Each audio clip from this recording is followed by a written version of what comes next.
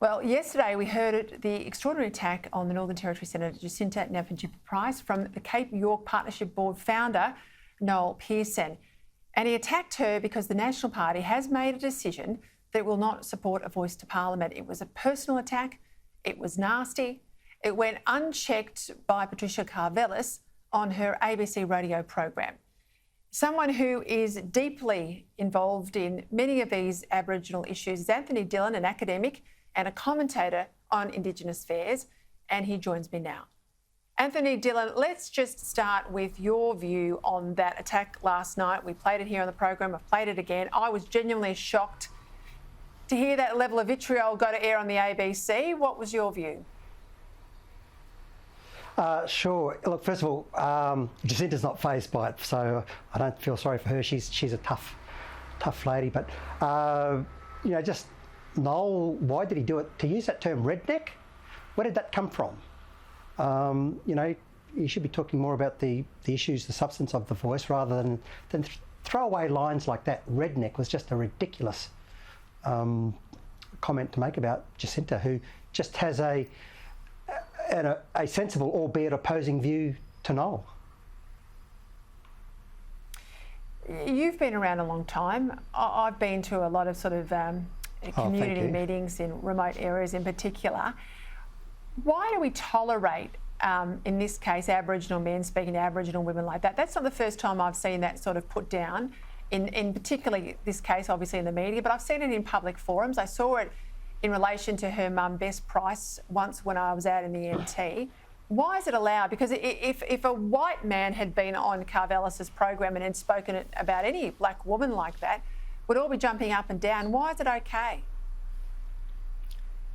Yeah, it just seems that in society, again, if we look at Black Lives Matter, for example, we know that Black Lives Matters seems to only matter when there's a white perpetrator.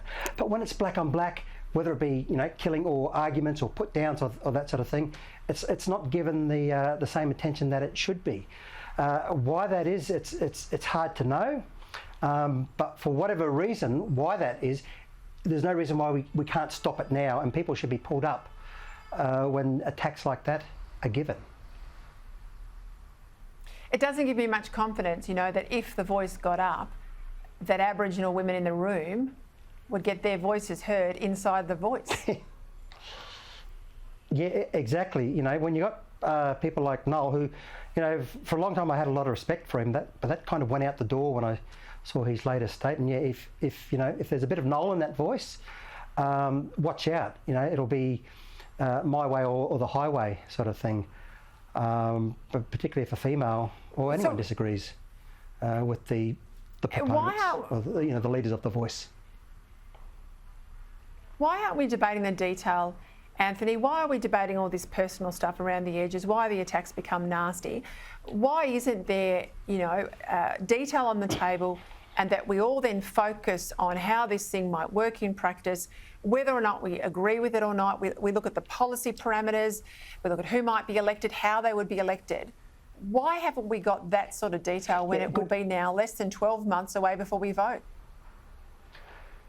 Yeah, good question, Peter. I think because they don't have the detail, and they're just relying on, people's emotional appeal rather than their logical appeal, where we do want to know the details, the facts, how it will work, join the dots for us and that sort of thing. But, there's a lot of emotion, and I saw a speech by Minister Burney before, and no disrespect to her, but she was just talking about, she gave this lovely emotional throwaway line, it costs nothing to be nice. Well, that appeals to everyone's emotion, fine, but what did it have to do with the voice? I couldn't see a relation with the voice, so the voice seems to be shrouded by a lot of emotional hype, and that's going to tug on the hearts of many people. And I would just say to Australians, we want to know the facts, the details, how will it help Aboriginal people, and so far we haven't seen those details, as you've pointed out.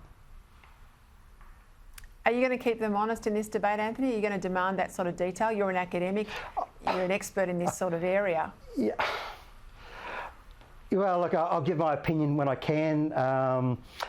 And, there's a lot of, you've got Jacinta and others who are saying, demanding the detail. So yeah, you know, where I have an opportunity, I will say what I can. If you invite me onto your show, I will say what I can. But there certainly seems, you know, with a lot of the Australians I speak to, they are asking that question: how will it work? Where is the detail? So they're asking the same questions. All right, Anthony Dillon, thank you as always. He's on Twitter, Anthony Dillon, but if you're not on Twitter, you can find him Anthony Dillon, all one word, .com.au.